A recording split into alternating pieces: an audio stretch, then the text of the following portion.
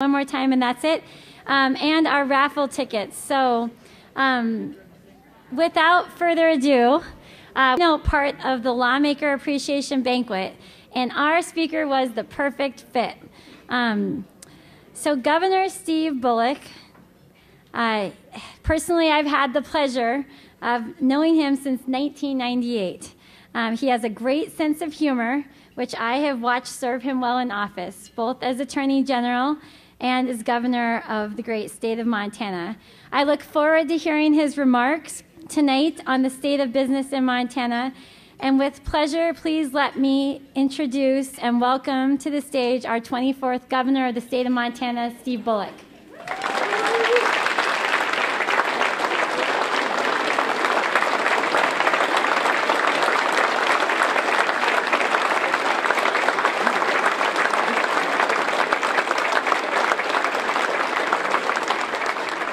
Thank you so much, Amy, and thank all of you for having me. One of the things that I noticed is between Amy and Dax, damn near everybody in this whole audience was thanked, with the exception of probably the important people, Webb's wife, Kathy, and the legislative spouses. So if you'll please stand up, legislative spouses.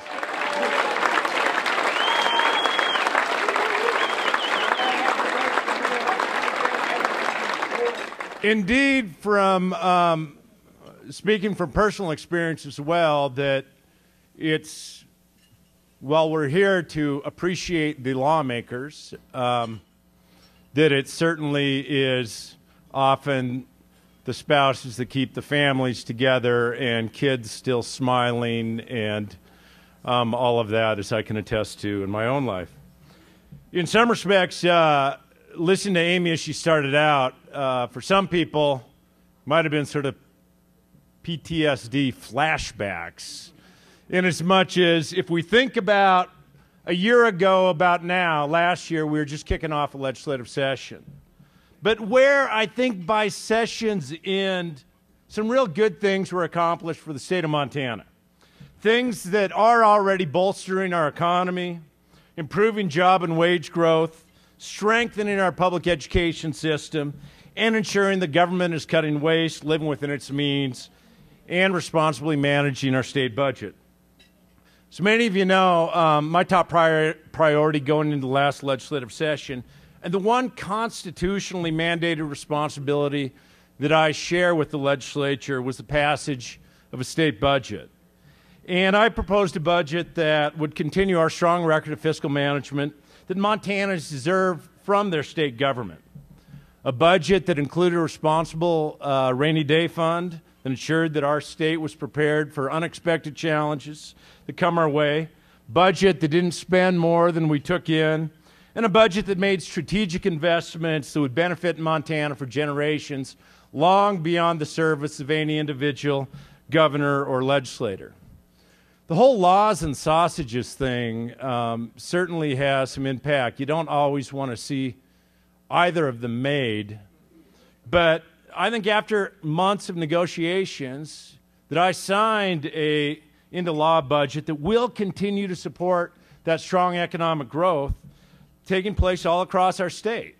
One that on the final day of the legislature, Senate Majority Leader Rosendale said was, quote, a budget that provides funding for education, corrections, medical care, and a balance of the services that are critical to the citizens of Montana, and that's a true reflection of our electorate. Several months later, after the legislative session, we closed the books on the fiscal year. Not only did revenues exceed expectations, thanks to strong job and wage growth, but state spending came in $32 million under the budget. And because of our responsible fiscal management, that's why J.P. Morgan has ranked Montana the most fiscally prudent state in the country.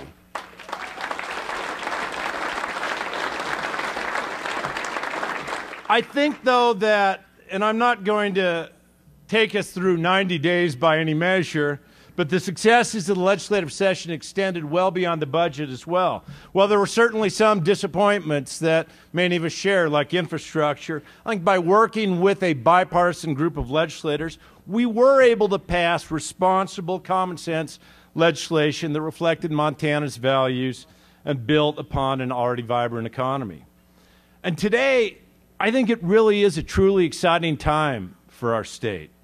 Montana is experiencing strong both business and employment growth. Wages are increasing.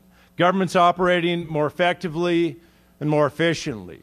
At a 4% unemployment rate's about a point below the national average. I know I was even recently talking to folks in Billings and Great Falls and other communities.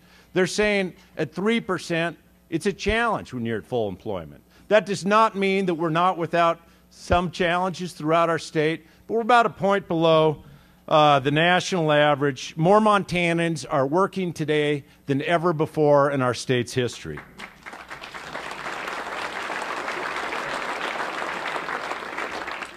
Montana has, look, we all live here.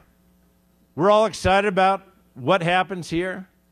We all always want to improve things, but also take a step back and look at where Montana really is. It's been consistently ranked among the top 10 in the nation for innovation, entrepreneurism, business tax climate, income growth, including #1 for entrepreneurial activity and startup businesses per capita for the 3rd year in the row, first in the nation for what's called the fairest tax system, #1 for increasing college graduates with 2-year degrees, #1 for residents with a high school diploma or higher, the 3rd best place to be a taxpayer, #4th in the nation for export growth, the 5th in the nation for the lowest cost of doing business, #6 for long-term job growth, the 6th best business tax climate and system in the nation, and the 6th fastest per capita income growth in the nation. Many of those statistics actually come from, knock on wood, the United States Chamber of Commerce.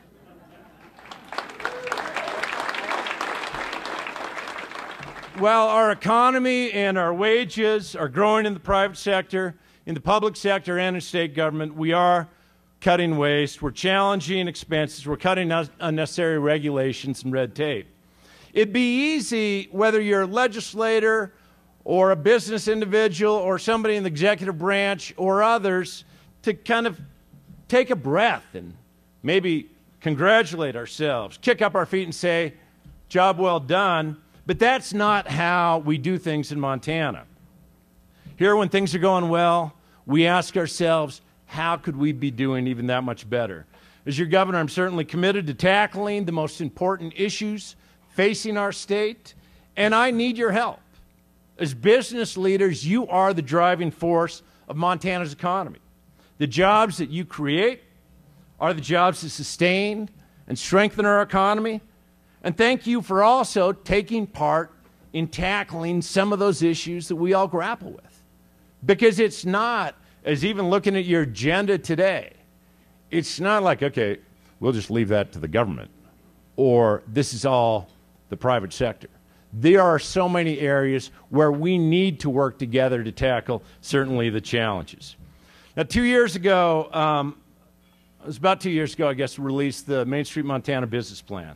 Plan was the result of over about a year's worth of public meetings with business community leaders all across the state, combined with a survey taken by thousands of Montanans, ultimately got input from every county within our state.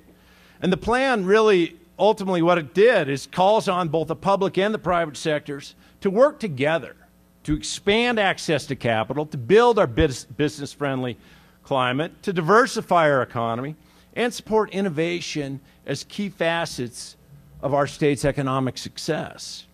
Because of the strategic focus of that plan is given to both my office and other agencies of state government, I think we're already making significant strides in many of the actions set forth by that plan. Through innovative new partnerships between business, educators, and workforce development professionals, we're ensuring that Montana continues to build on and build up a workforce that meets the demands of our state's growing industries, including healthcare, advanced manufacturing, and technology sectors. We've launched a robust workforce recruitment initiative called Choose Montana. Encourages people across the country to consider Montana as a place to live, to work, to thrive. This campaign complements the work that we've done, marketing efforts that help bring about 11 million people, visitors to our state, to experience both our world-class outdoor opportunities, vibrant small towns, friendly business climate, unparalleled quality of life. And tomorrow, I'll be unveiling another of the achievements or parts of the Main Street Montana project. Something that we heard consistently during conversations across the state was how useful it would be for entrepreneurs and small business people and potential small business owners to have a simple, straightforward system that guides them through the process of obtaining their permits, licenses, other steps that they need to get their businesses up and running. Because many times, and it's not just at the state level, but you can go through so many different agencies as you're setting up a small business.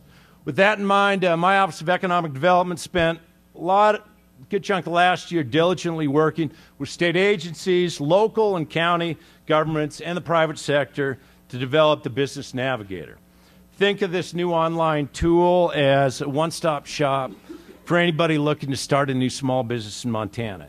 Guides our prospective small business owners through a series of questions about their business idea, walks them through the registration process, hooks in with Secretary McCullough in the Secretary of State's office, points them then also to the appropriate permitting or licensing agencies relevant to their business. In addition to ultimately simplifying the permit process, the new Business Navigator also provides information about starting a business, offers a comprehensive checklist of resources to help start a new business.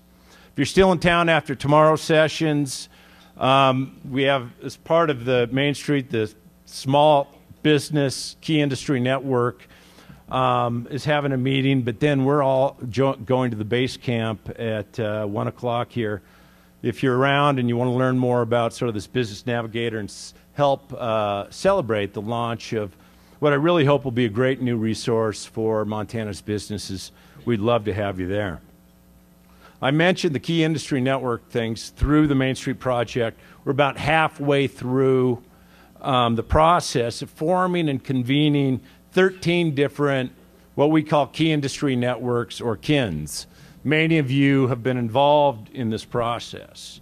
What it does is, in different areas, brings together about 200 business leaders from across Montana to discuss both the opportunities and the challenges facing their respective industries.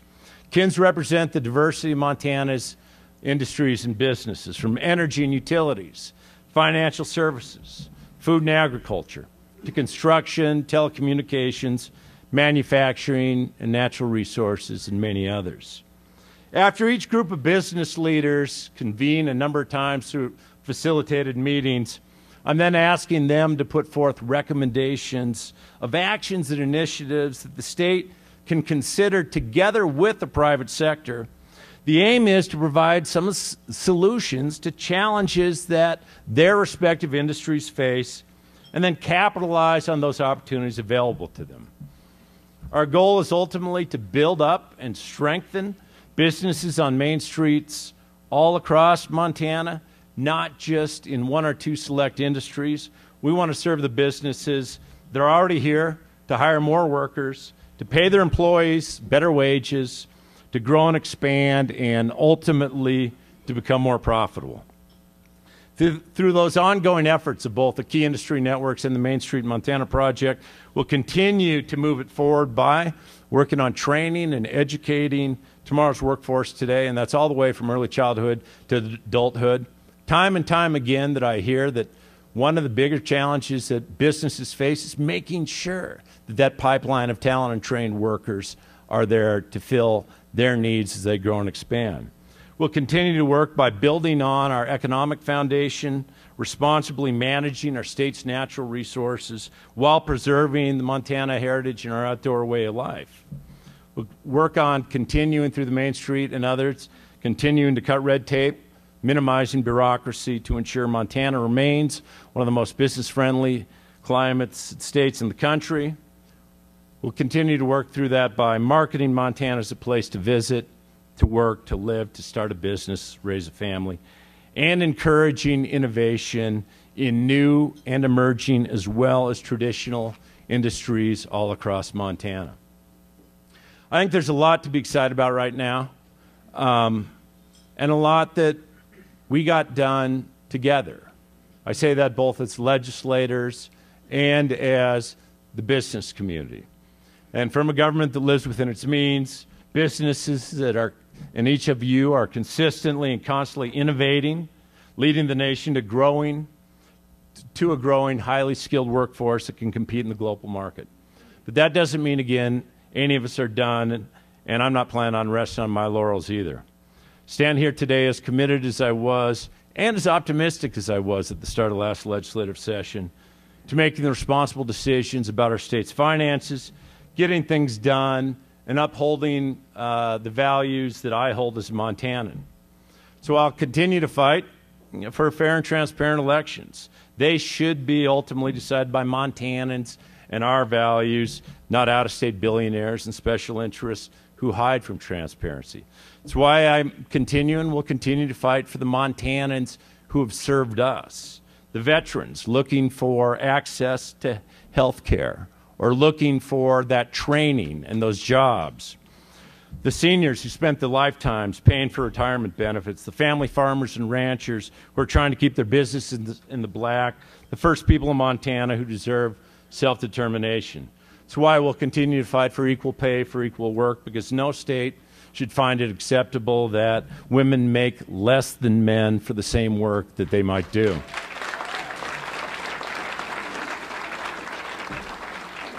That's why we'll continue fighting for public education, because I think good teachers do make good students, and good students make for a stronger economy for all of us. And we'll continue fighting for access to our public lands, which generates millions and millions, if not billions, of dollars for our economy every year. Those should be public, shouldn't be sold to the highest bidder or transferred to states that may not be able to manage them. I know full well that we may not agree on each and every one of those pieces, but I do believe that they're fundamental to a strong, prosperous economy that serves us all. And I'm excited to be part of that strong, prosperous economy with each and every one of you. So thanks again for inviting me to speak tonight. Thanks for all that each and every one of you do to make Montana that much better place to live, to work, to raise a family, and to enjoy. Thank you again.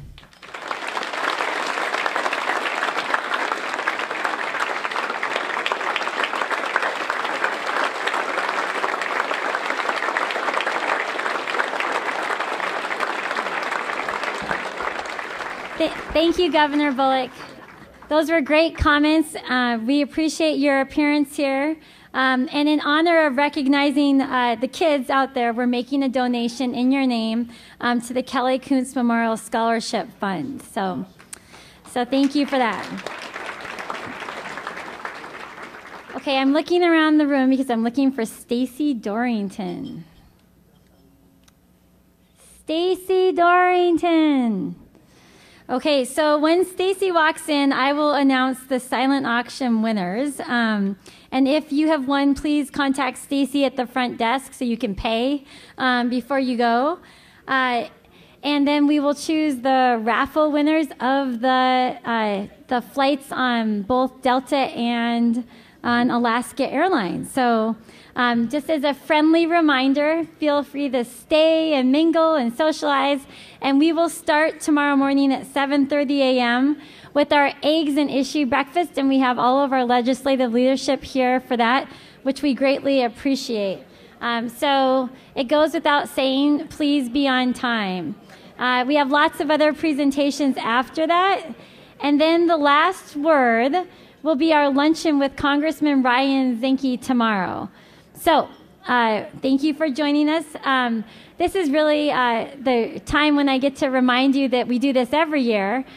So next year, many of you who are in politics know this, but the legislature under statute says that they must meet the first Monday after New Year. Well, is anyone calendaring for 2017 yet? Super news. It's going to be Monday the 2nd. So, yes, that's right. So, next year, the 2nd and 3rd, we will be here bright-eyed and ready for another legislative session. So, I've held everyone's attention because I've got the prizes, and then we'll excuse you for the evening, and we really appreciate Governor Bullock and all of you being here. Okay, with that, Stacy, so what are we drawing? Why don't I hold and you draw? Okay. Just in case. What are you drawing for?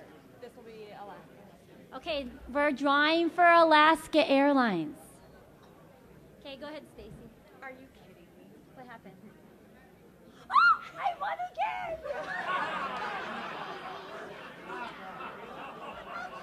How does that happen? Oh, come on. You should all consider donating more. That's all I have to say. Okay, let's do Delta. Okay. I can't win again. I can't win twice. Okay. So. You go ahead. Go ahead. Oh, I should have got help. Okay, so 466353. Someone didn't write their name on that. Silly you. Okay, read it one more time. Oh, Yay! Okay. All right, you're going to think this is totally rigged, aren't you? Okay. All right, so Stacy will read off the... Oh, Ed wants to say something. Thank you, Todd, to the oldest guy in the room. All right, so Stacy, let's see, who did we get there? Okay, Destination Northern Pines. Mary Kay Puckett, you are the winner of that. Okay, don't forget to bring your money, plus a little tip here. Destination Bobcats. Dale Mayhew? Yay, thank you, thank you. All right, Destination Fort Peck. Ken Richardson. Are you here, Ken? Excellent. Wow, this one, gosh, Bobcats, you guys, we need to get more Bobcats here. There's a lot of grizzly folks out there. Terry Kramer, you are the winner. Oh, sad. Oh, nobody bid on that one. Okay, Destination Virginia City. Kim Hannon. Is Kim here? Nice. Woo! All right, Destination Fairmont. Connie Pruitt. Congratulations. Oh, wow, Kim, you're a double winner. Destination Fall Getaway at the Flathead Lake Lodge. Wow, that looks fun. Okay, Destination Buffalo Hills. Don't forget we have the Governor's Cup. Maybe you'll practice up there first. Dale Mayhew again. Wow, exciting. Okay, and let's see. Oh, Destination Three Forks, Debbie Barrett. Great. All right. Oh, and we always save the best for last. Destination Flathead Valley to our own Rick Burt. Nice. Okay. Thanks, everybody, for coming. Thanks for your attention. Have a great night. See you tomorrow morning at 7:30.